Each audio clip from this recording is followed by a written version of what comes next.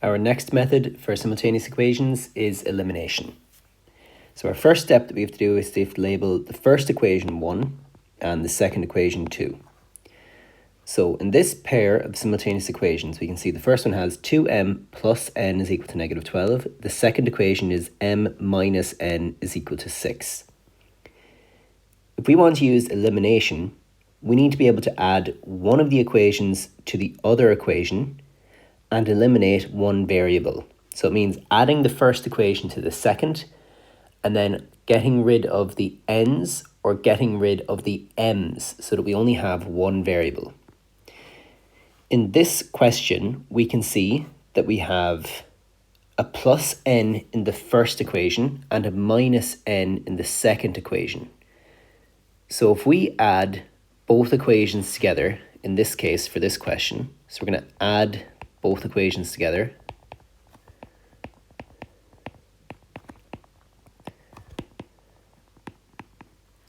So now to add both of these together, that means we're going to have 2m plus n minus n is equal to minus 12 plus 6. And what's happened there is we've taken the first equation and we've added the second to it. So that's line 1 plus line 2. So then we'll have 3 m's and we have plus n minus n have cancelled each other out. Then that 3m is equal to a negative 6. So now we have 3m's is equal to negative 6. So that 3m's, because there's a 3 in front of the variable m, and its coefficient is 3, we have to divide by 3. So 3m divided by 3 will give us m. To do that, we need to divide the other side by 3 as well. So we have minus 6 divided by 3. That will give us minus 2. So now we have one of the variables. That's m is equal to negative 2. Our next step is to sub the variable back in.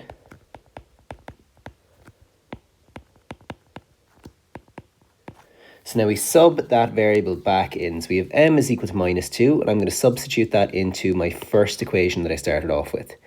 So my first equation I started off with was 2m plus n is equal to negative 12.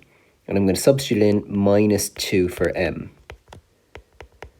And the reason I substitute in minus 2 is because we've said that m is equal to minus 2. So we have minus 4 plus n is equal to negative 12. So now I need to add plus 4 to both sides. So I have n minus 4 on this side is equal to negative 12. Now I need to add 4 to both sides. So then I will have n is equal to negative 8.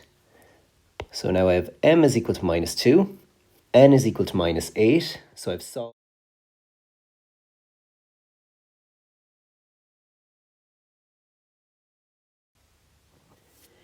In our next example, we need to add in an additional step.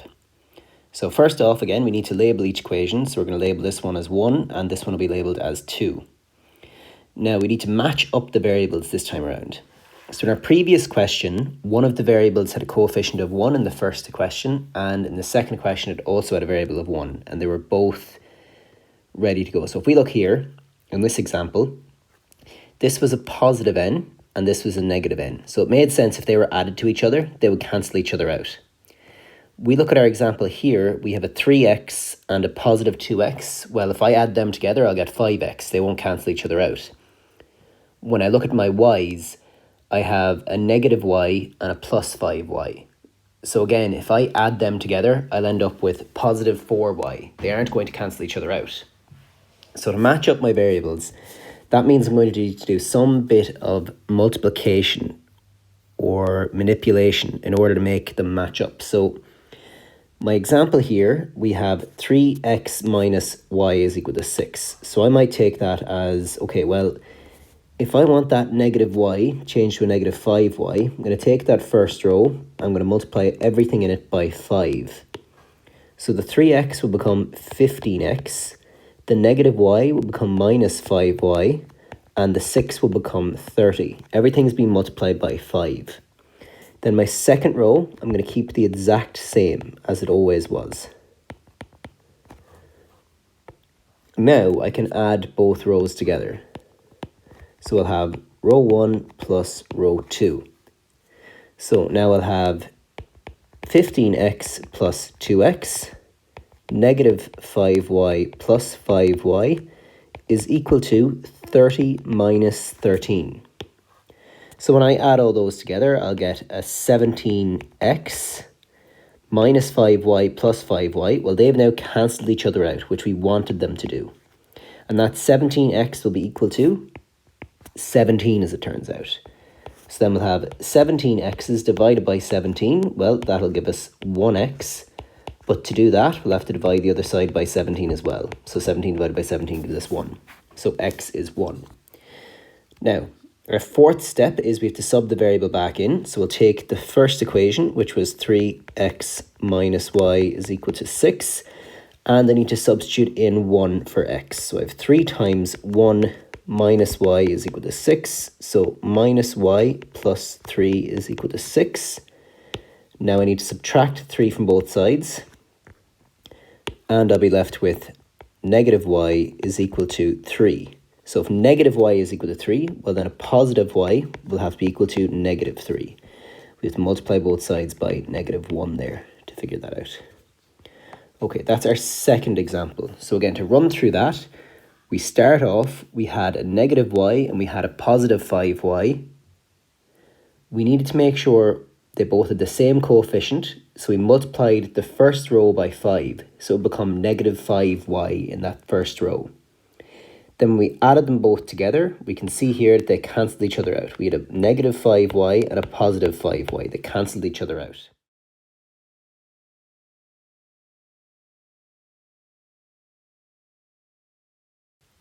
Now a third example for us. So the same as before, we're going to label each equation. This will be my first one, this will be my second one. Now we need to match up our variables again. If we look at the x's in the first variable, it's a 4x, and we look at the x in the second variable, it's a singular 1x, both of which are positive. In our second variable, we have a positive y in the first equation, and in the second equation, we have a positive 5y. Now, just for the sake of clarity, I'll make that look more like a 5y there. So that's okay. Now, what we'll need to do first off is need to pick one of the variables to match up. So I'll decide I want my x's to match up in this question. It doesn't matter which one you pick as long as the maths you use is correct. So I'm going to write out my first equation as it is. I'm not going to make any changes to it. But then my second equation, I'm going to multiply that by 4. And the reason I'm going to multiply that by 4 is I want to change the x in it to a 4x. Then I'll have 4x plus 5 times y is 20y plus 4 times 5y is 20. And then for my next one, it's 4 times 13, so that'll be 52. Now, I need to make one more small change. We can see we have a 4x and a 4x. If I add them together, I'll get 8x. We don't want that. We want them to cancel each other out. So now again, I'll keep the first as it is. So again, that will be 4x plus y is equal to 14. But the second row, I'm going to multiply by a negative 1. So that's multiplied by negative 1. When it gets multiplied by negative 1, the sign of everything changes. So this changes to a minus 4x. This changes to a minus 20y. And this changes to a minus 52. Now I can add both rows together. So I have row 1 plus row 2. When they are added together, we have 4x minus 4x. So we have 4x minus 4x plus y minus 20y is equal to 14 minus 52. So minus 52 plus 10 will be minus 42. Then we need to add another 4, so that'll be minus 38. So now we have positive 4x, take away 4x, and we're left with no x's left over. Then we have y minus 20y, we have minus 19y is equal to negative 38. So now what we can do is we can take the negative 19y, divide it by 19, and then we take the minus 38 and divide it by 19. Again, the reason we divide by 19 is because the coefficient of y is 19. Now we're left with negative y is equal to negative 2.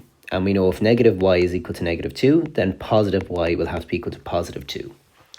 There we found one of the variables. So now to find the other variable, we go back, we pick one of the equations. So I'm going to pick the first one, which was 4x plus y is equal to positive 14. So now I'm going to replace the y with a 2. So we have 4x plus 2 is equal to 14. Then we'll have 4x plus 2 is equal to 14. And we need to subtract 2 from both sides. Once we've done that, we now have 4x is equal to 12. Then we'll have 4x divided by 4 will leave us with x. But to do that, we'll have to do the same thing to the other side. Then we have 12 divided by 4 will leave us with 3. So then we have y is equal to 2.